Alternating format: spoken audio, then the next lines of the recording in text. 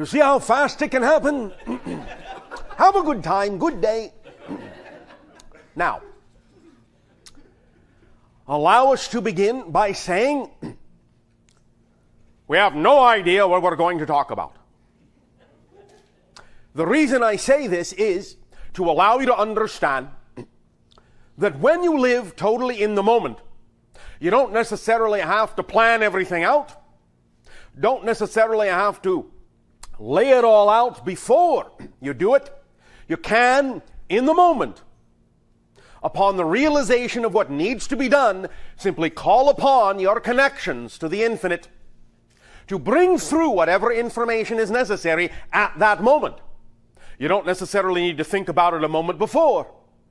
Just know that you will know what you need to know when you need to know it, and it will be there for you.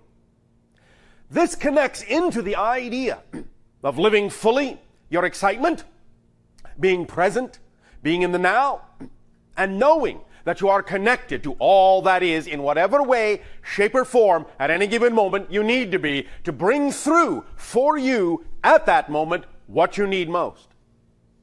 Living in that trust, living in that assurance, living in that knowledge is the state of being that best reflects living your life to the fullest, living your excitement to the fullest. Now again, when we talk about the idea of excitement, you can use any kind of label you wish to represent that. We understand that words have different meanings in your society, and excitement, in a sense, can be many things to many people.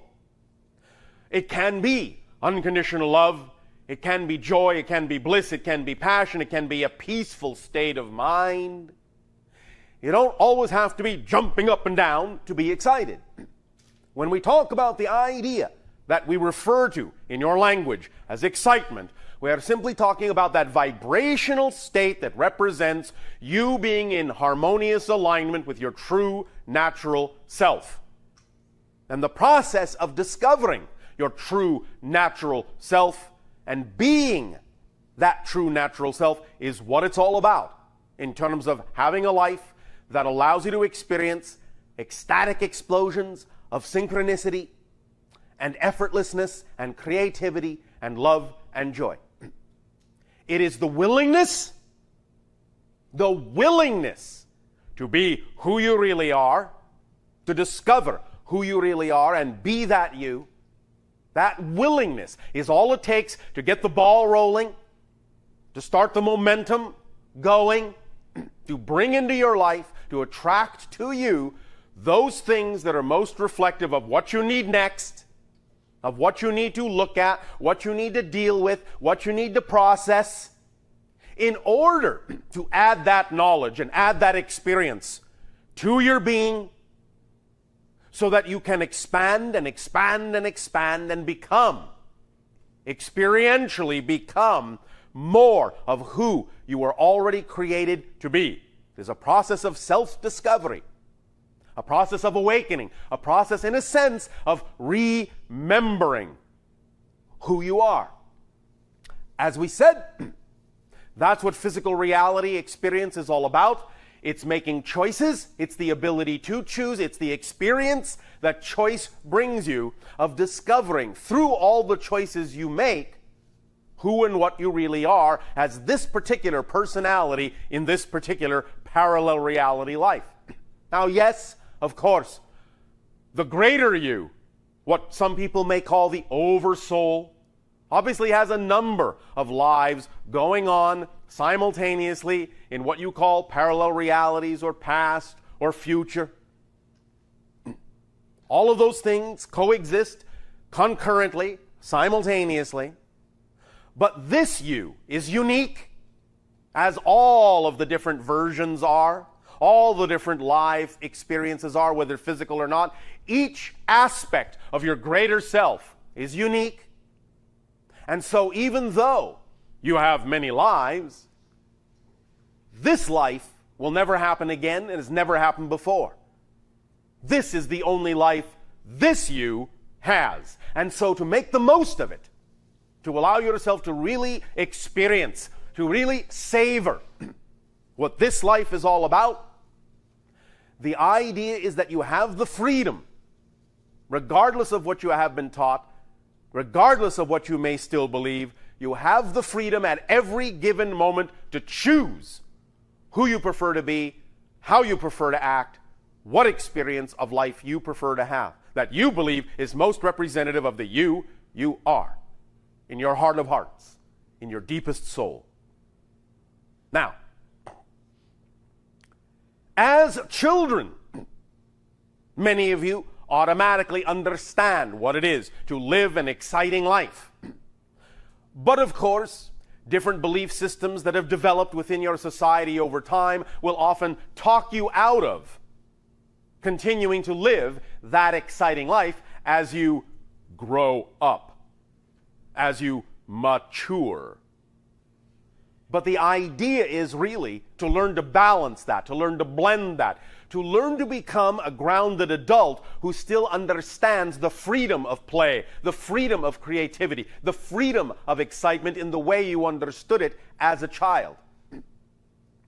So it is allowing yourself as an adult to rediscover how you can integrate that excitement, that childlike attitude, that childlike gratitude for every moment of the day, for a total appreciation of your life in a way that is natural, in a way that is second nature to you, actually first nature to you.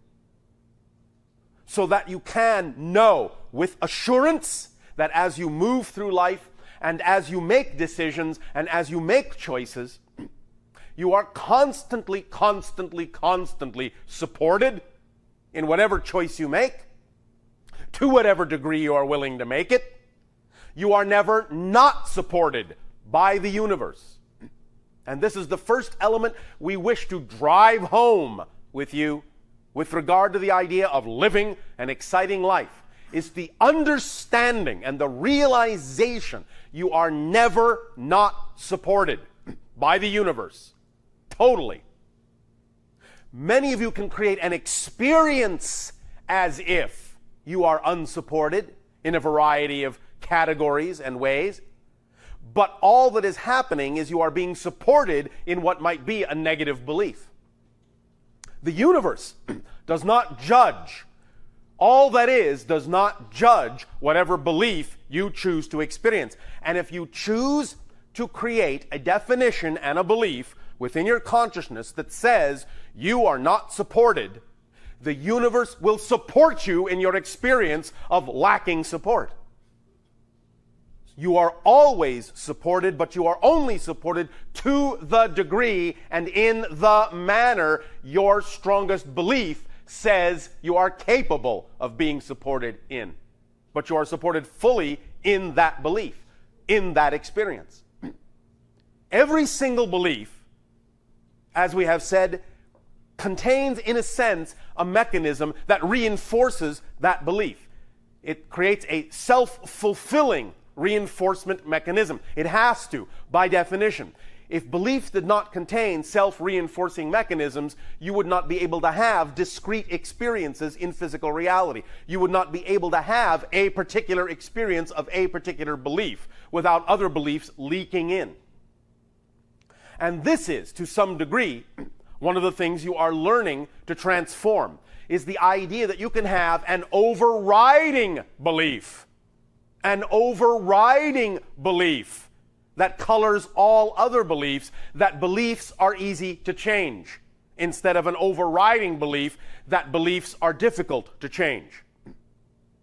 The overriding belief that beliefs are difficult to change is part of the paradigm of the belief itself that is there so it will be reinforced so you can have that experience that the belief creates. But now, in your age of transformation, you are learning you can replace that overriding belief, that program, that equation, with another one. That beliefs are easy to change. So that you can simultaneously, shall we say, experience to whatever degree you wish to any particular individual distinct and discrete belief, but at the same time always leave yourself a key to unlock from that belief should you desire to do so when you are done with that scenario. This, in some sense, is the malleability, the flexibility that is required as children have it to shift very quickly from belief to belief to belief to belief, from experience to experience to experience to experience, creating a life that can go at any given moment in any direction whatsoever. So that you understand that every single moment is a zero moment and is absolutely not connected to the moment that was there before it, unless you believe it is. And that's the key. At every moment, you have the absolute and total ability to reinvent yourself, redefine yourself wholly, completely, and become a completely different person. That is another thing that it helps to begin to realize, fully realize, when it comes to living a life of high excitement, is that every single moment you actually are literally a different person. And the person that was there a moment ago is not the same person. And even though you may look in a mirror and see what you think is the same face that was there a moment ago, that is just an illusion of continuity that you are creating for convenience sake, so that you will not be deemed crazy or insane by your fellow members of society.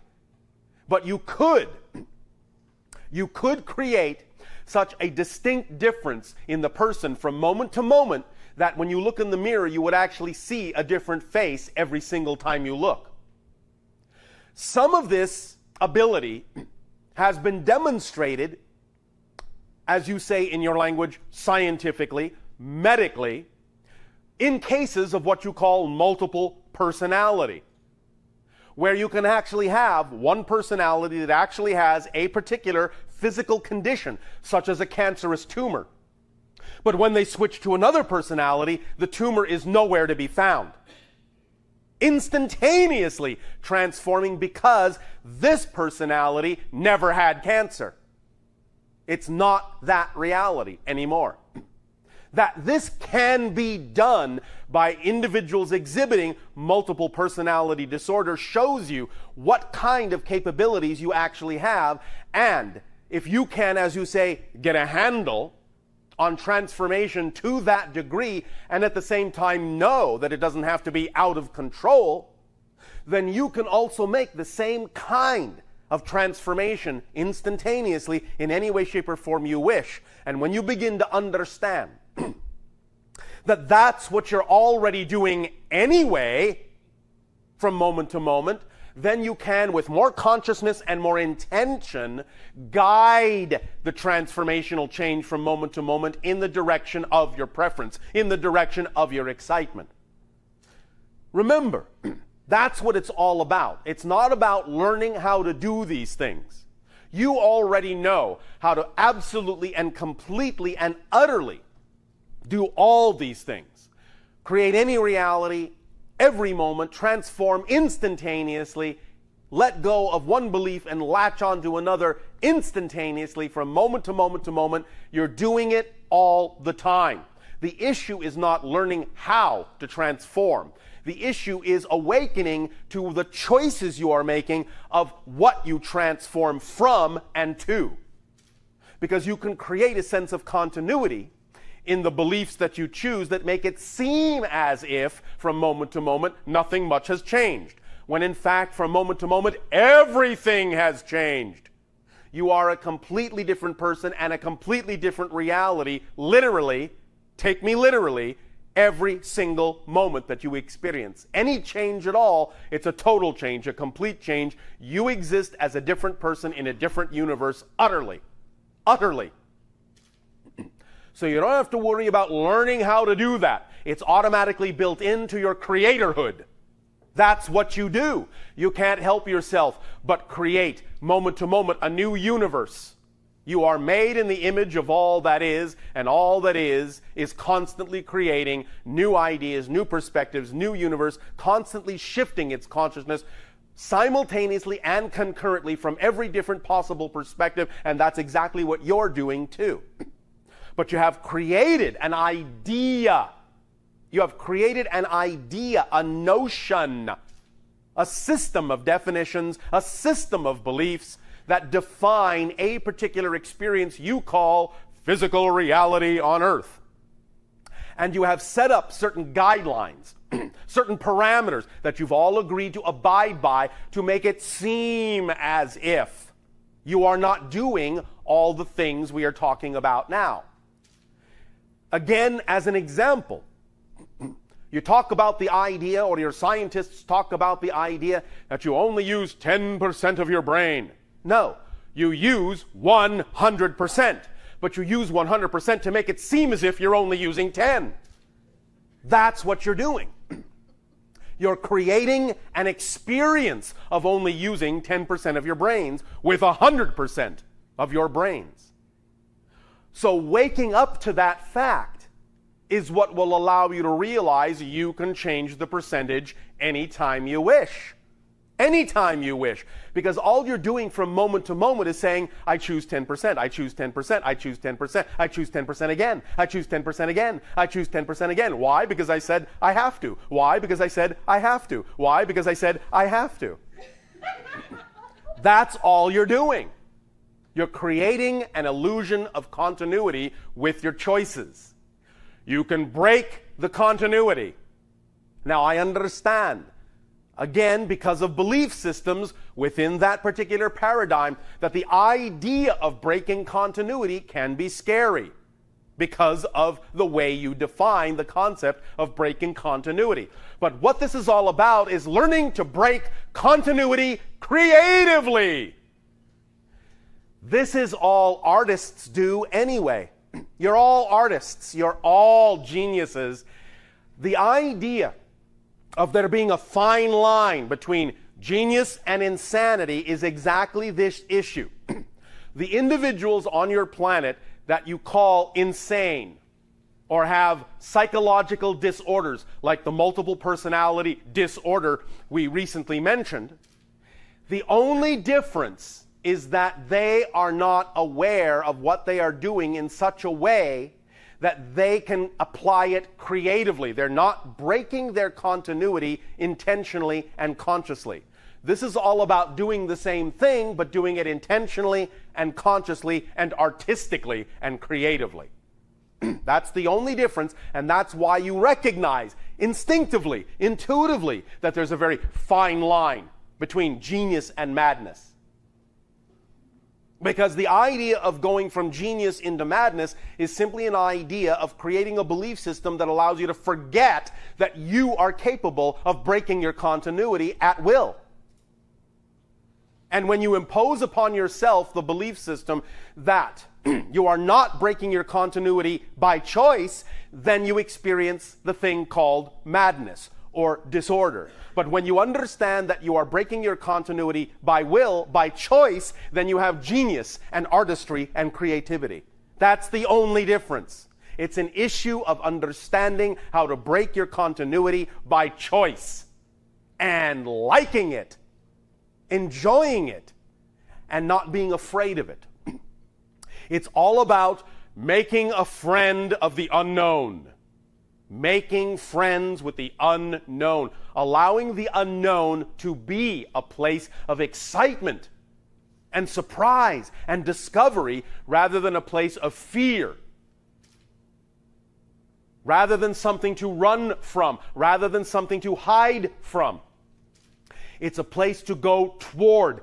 The unknown is where you will discover all the rest of yourself. That's where the rest of you is. In the unknown. So you want to develop a willingness. A willingness. Not just to crawl there, not just to walk there, but to run there. Run to the unknown. Embrace the unknown. It only contains more of you. That's all the unknown ever contains. More of you. More ability to discover more of you. If it's scary, that's an opportunity to get in touch with the belief systems that make it seem scary, because it's only your definition of the unknown that creates the experience of fear. There is nothing about the unknown itself. There is nothing about the unknown itself that generates fear. Only your definition of it generates the experience of fear. That's all.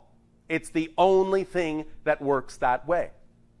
So, embracing the unknown, making choices at will to break your continuity creatively, will begin to allow you to truly experience what you have for a long time called magic, where one moment does not necessarily have to appear connected to the next, where your space-time reality begins to get very slippery, and you can all of a sudden begin, if you have not already begun, to experience such things as winding up somewhere and having no idea exactly how you could possibly have gotten there, getting somewhere in an amount of time that heretofore would have been impossible to get there in, and all sorts of experiences like that where you suddenly realize that you can do without some of the intervening continuity moments.